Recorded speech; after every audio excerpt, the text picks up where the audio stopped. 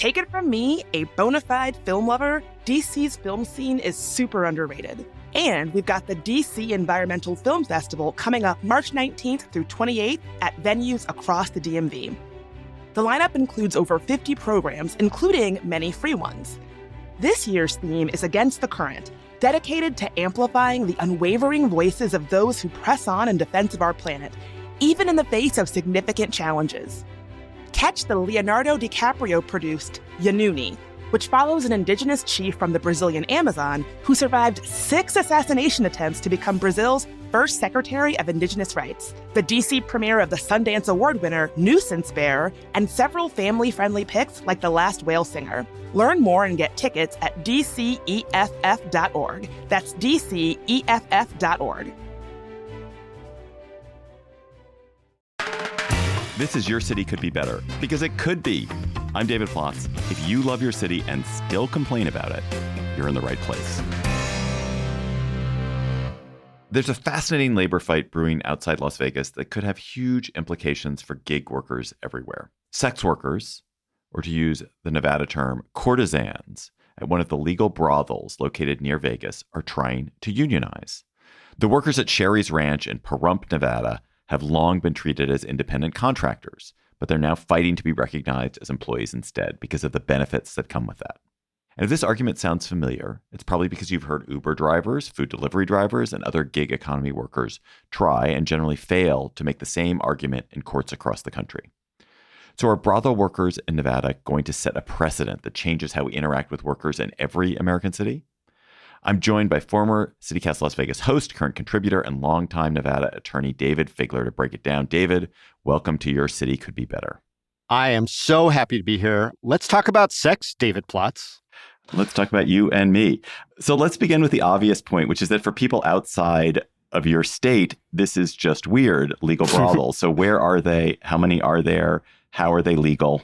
Yeah. Look, brothels were a part of, I think, the American West culture during the 1800s in many different states. Eventually, that all kind of went by the wayside, including in Nevada. But around, I'm going to say 1971 or so, the first county in Nevada legalized prostitution. It was presented as an experiment. You know, there were plenty of social ills associated with illegal prostitution. And this was an effort to not just curb it, but, you know, legitimize it in a way that people were paying taxes and it was regulated, et cetera. So that's been going on for quite a while. Eventually, the state of Nevada caught up and they passed a law that allowed any county under a certain degree of population. So it immediately excluded the county where Las Vegas is and the county where Reno is. But all the other counties had the right, if they wanted to allow brothels. And I'd say of the remaining counties in Nevada, a little bit over half of them allow prostitution. Nye County, which is the one that is, you know, about 45 minutes from Las Vegas, is one of the more notorious ones, and they have quite a few brothels. So what are working conditions like in a Nevada brothel? If you work there, what is your job? What is your job like? Sure. And then after you talk about that, what are some of the unusual working conditions you would not find in other workplaces? Well, obviously, it's a very intimate job. I mean, it is one that I think people can sort of visualize what it's all about. The difference is that it's very regulated.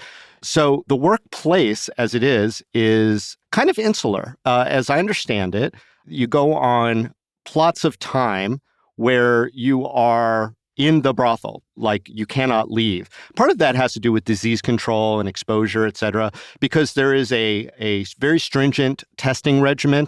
There is also other regulations that the state imposes in making sure that the brothels are safe workplaces, okay?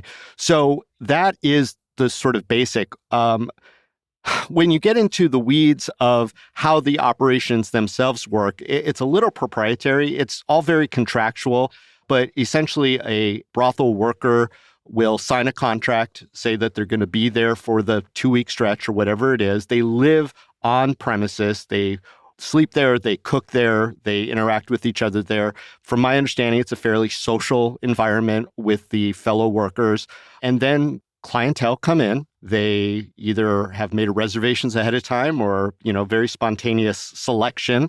And then they go back, negotiate a fee. Various sex acts occur, only those which the brothel worker is comfortable doing by all accounts. And then there's an exchange of cash for sex and move on to the next customer. Do you know what the fees are by any chance? They really do range. They're not allowed to advertise or discuss the fees outside of literally the bedroom spaces. So what will happen is a customer will go in, find someone who they find that they would like to have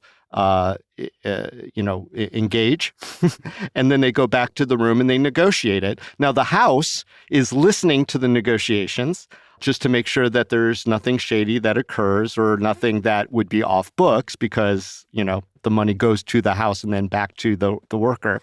And it could be anything from a couple of $100s, I'd imagine, up to thousands of dollars, depending on how long you want to be there, how many courtesans you would like in the particular encounter, and probably a million other variations and iterations that exist within that universe. So that's one interesting thing you just mentioned there, which is you're constantly being surveilled, at least in the transaction, if not, presumably not in the sexual activity itself. Presumably not. Yeah, correct. Okay. So what changed at Sherry's Ranch in late 2025, according to the workers? What did they say management was demanding that they sign in order to keep working there? Yeah, and we had some workers on CityCast Las Vegas to talk about it. It's a fantastic episode. Sherry's Ranch is probably one of the bigger brothels in the state. It is the one that is, I believe, closest to Las Vegas. It's very fancy. A lot of brothels, especially out in the rural areas of Nevada, are essentially trailers that are interconnected, whereas Sherry's Ranch is a casino level, hotel level space with a golf course and some other amenities. So I have been there, David. I'm going to admit it to you. They did have an open house some years ago where they did a barbecue for the community. They were very engaged. One of the owners of Sherry's Ranch is a former homicide detective in Las Vegas. And a lot of the brothel workers and other workers, they serve food, they have alcohol license, live in Las Vegas, and they do the commute. So, Sherry's Ranch, maybe above and beyond most of the other ones in Las Vegas, certainly Las Vegas area or Southern Nevada area, is a fancy spot and tend to draw the more, high profile or accomplished courtesans. What had changed, in answer to your question, was the new contract. Because it behooves the brothel to maintain the sort of independent contractor who signs a contract, which theoretically has equal bargaining power, though we'll get to that probably in a second. They had put in some new provisions, and some of the workers there felt that it had crossed the line, mainly dealing with their intellectual property rights, their name, image, likeness. And then there were also some concerns about how AI might be used to take some of those images and in perpetuity utilize that person's face in a highly sexualized manner. And with the intellectual property, so what do the courtesans say that Sherry's Ranch was asking for? And I think I want you to bring in OnlyFans here because there's an OnlyFans aspect of this. So, really, ever since the pandemic, a lot of the sex workers, especially those who decide to go and work at the brothels, have been side hustling. There just wasn't a lot of customers, I think, during quarantine. It'd be very difficult to do some of the services offered while masked.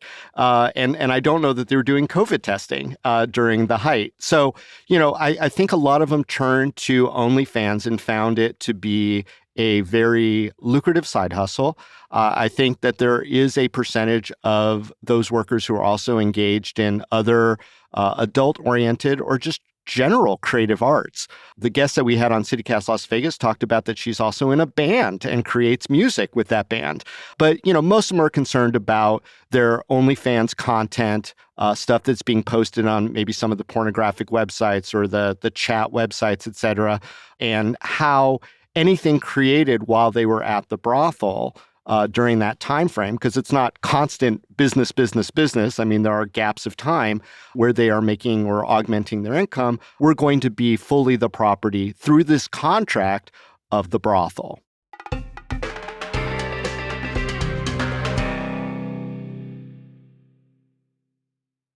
Don't miss Folger Theater's As You Like It, playing now through April 12th at the Folger Shakespeare Library. Envisioned by artistic director Karen Ann Daniels and directed by Timothy Douglas, this production of Shakespeare's comedy offers a love note to D.C., imbuing the Forest of Arden with the familiar vibes, culture, and characters that mark the district as a resilient and redemptive place of belonging. Featuring choreography from Tony Thomas of Folger Theater's Helen Hayes Award-winning production of Metamorphoses, and original music by Grammy Award nominee Kokai, don't miss this take on Shakespeare's playful and musical comedy. Tickets start at $20 and can be purchased online at folger.edu or by phone at 202-544-7077. Get yours today. Life can change faster than DC seasons. One moment, everything feels normal, and next, your world is turned upside down. So don't let someone else's mistake ruin your spring. Call the team you can count on. NACE Law Group has been standing up for DC families for decades, fighting for neighbors hurt by medical malpractice, wrongful death, and serious injuries. They don't just settle quickly or push papers. They dig in, fight hard, and make sure every client gets the justice they deserve. And here is something that I love. They are a longtime supporter of CityCast, because just like us, they really care about this community and the folks who call it home. So if you or someone that you care about has been hurt, don't wait. Call NACE Law Group. They'll stand with you, fight for your family, and make sure your rights are protected so that you can focus on what matters most.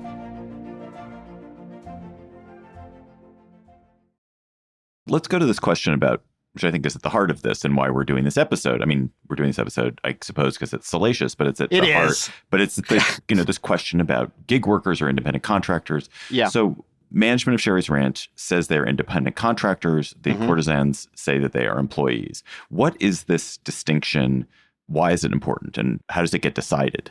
That is really in every state. You know, this idea of who's an employee and who's an independent contractor has implications well beyond whether you can unionize or not. But that is a prerequisite. Like, if you are an independent contractor, you're not eligible for unionization. If you are an employee, obviously you are. And so, you know, this fight in Nevada is not limited to the brothel workers. You know, there's some precedent here within the state of dancers at gentlemen's clubs, exotic dancers, strippers, that have been asking for status as employees so they can claim overtime, they could get workers' compensation, they can, you know, log in at least a minimum wage in addition to that above and beyond for their services.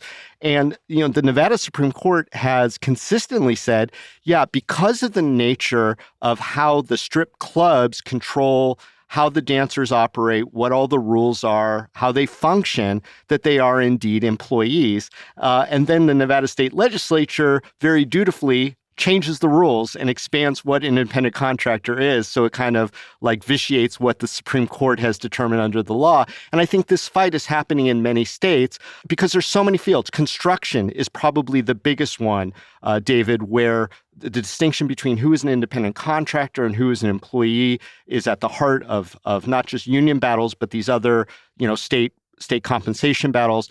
And then when it comes to the idea of, you know, what is work product, when you're an employee, sometimes what you create is owned by your employer, whereas an independent contractor, you tend to be able to negotiate those rights. And that's something we saw with the Screen Actors Guild as a union trying to negotiate for their members. And so outside of there being contracts, ultimately, a state has to determine whether or not somebody is an independent contractor who's not subject to some of these regulations or an employee who it is.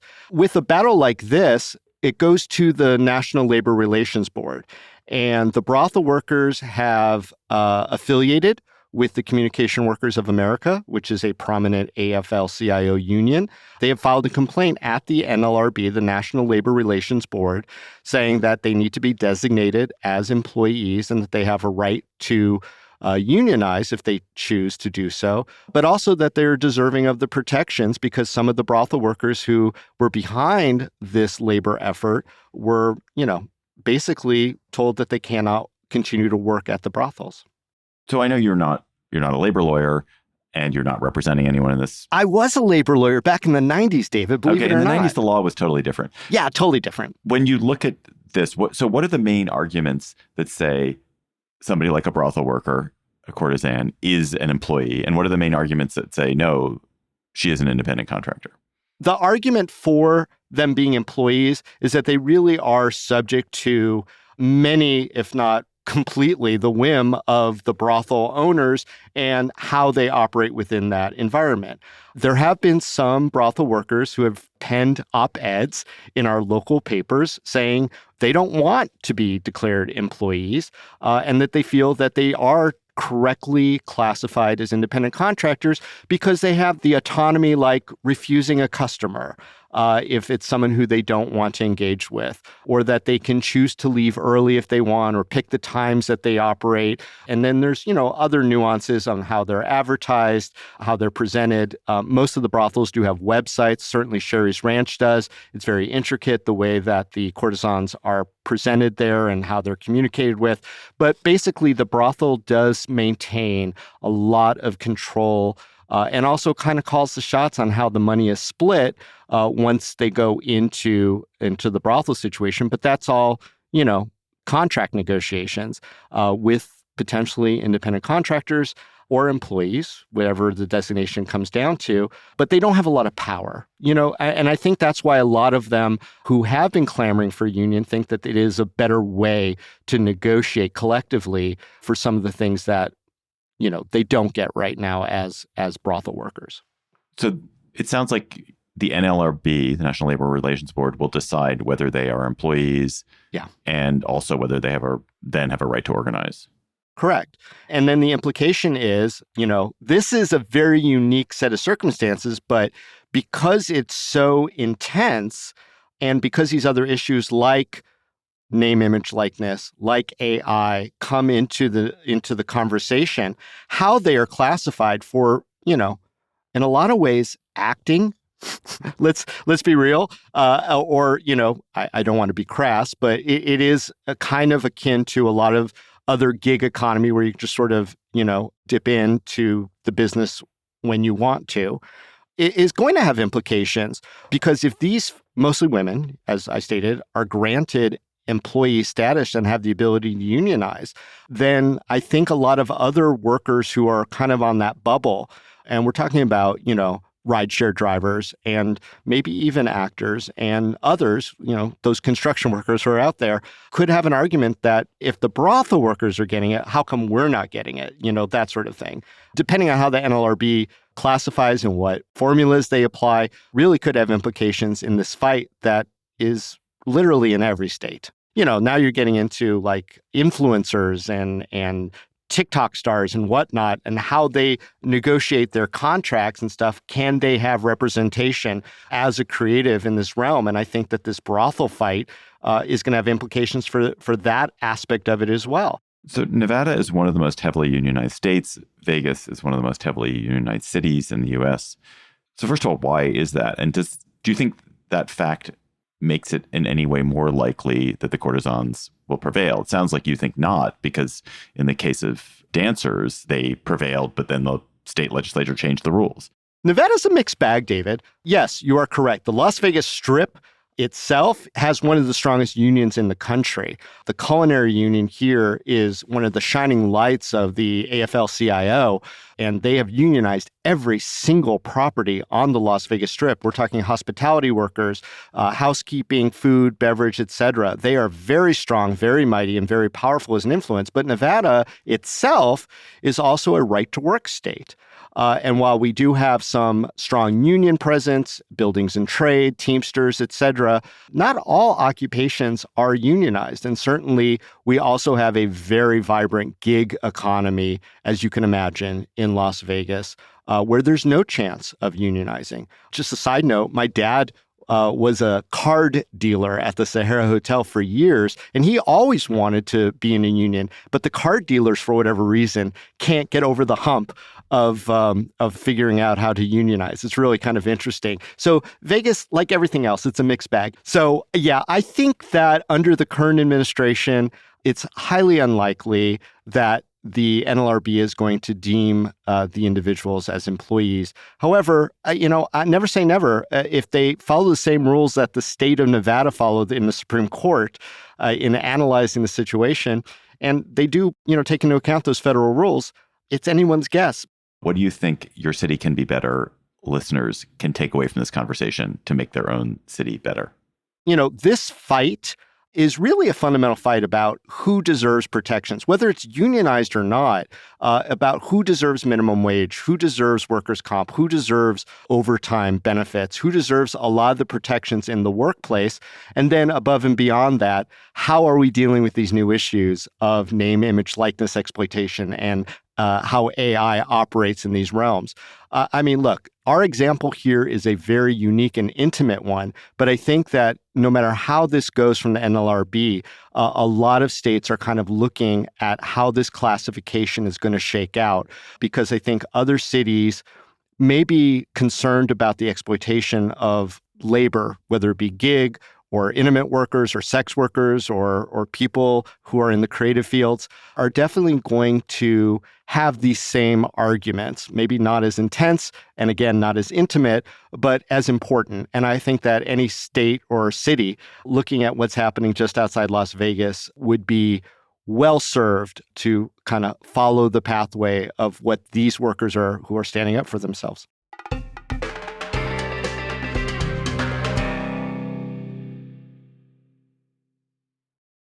Let's turn to the word on the street, or maybe in your case, the word on the strip. I want to harken back to some conversations that you and I have had over the years. So one of the things you've talked to me about in your time at CityCast was how Vegas has neighborhoods that are very diverse in the kinds of jobs that people have compared to other cities. In most cities, like in my city of DC, neighborhoods tend to cluster people in similar kinds of professions. They're similar. They earn at similar levels, and to earn at a similar level, you kind of have to work in a particular cluster of jobs. So my neighborhood, for example, has lots of lawyers and knowledge worker types. But because Vegas is heavily unionized, has lots of well-paying trade professions, and it just has a kind of different economy than other places, neighborhoods are different. So talk about that. Talk about how that changes the community. What's good about it? Is there anything bad about it? Should other cities aspire to it? Well, to the degree that we can be egalitarian in where people live and thrive, sure, I think it's a great model. People are shocked, David, to learn that over 2.5 million people live in the greater Las Vegas Valley. Now, while that pales in comparison to the 40 plus million people who come and visit us and tend to stick to just that one street, the Strip, there are lots and lots of folks who live here and find their spaces and find their neighborhoods. And we are, in a lot of ways, a melting pot of the United States melting pot, right? We have more people who aren't from here than who are generationally from here. And so I think in that respect, a lot of neighborhoods form just like you would see it in other neighborhoods. But there is a sense of the transitory nature and the fact that, like you said, there are really interesting, well-paying jobs that allow people to live in areas that perhaps would be precluded in other communities. I could speak to my neighborhood specifically. And, my neighborhood is in the oldest part of downtown. We're the oldest continually residential area, going all the way back to the 1930s, David. Can you imagine how far back that was for a city? Yeah, I know. We're a baby. But, I have a coffee klatch that meets almost every morning at the local coffee shop. And within my coffee klatch are all neighbors. And I will just rattle off some of the jobs of my neighbors. In that group, we have a bartender at a casino. We have a guy who works in gaming technology. We have a general contractor. We have a professional photographer. There's a professional masseuse. There's a lawyer / podcaster. That's me. There's a guy who sells rare records for a living. It's a really mixed group. And within that, there's some ethnic diversity, et cetera. Las Vegas, like any other place, you're going to find a Spanish-speaking area where, there's a lot of lack of ethno-diversity. But generally speaking, as a lot of people say about Las Vegas, the only color that really matters in a city like Las Vegas is green. So, if you have the money to live in the neighborhood where the prices are appropriate, you're more than welcome. And I think that kind of diversity, if you will, definitely serves us for becoming a more interesting and fuller city, despite the fact that people don't recognize us as such. But we know here. Yeah. I mean, I wish I had like somebody who is a bartender as my neighbor or somebody who is a general contractor as my neighbor. It's boring just to be like, oh, yeah, I also sit in front of a computer all day. Yeah. Well, they're great at calling out when we get stuff wrong on the podcast or, giving us ideas of things that we should be talking about. I mean, you want to talk about this is what your city is talking about. Come to my coffee clutch at Vesta Coffee every morning, and you'll hear what Las Vegas is talking about from all quarters. It's kind of fun. And I think that's a great part of any neighborhood. David Figler, thanks for coming on Your City Could Be Better. You can listen to David occasionally on CityCast Las Vegas, which has a new episode out every weekday morning.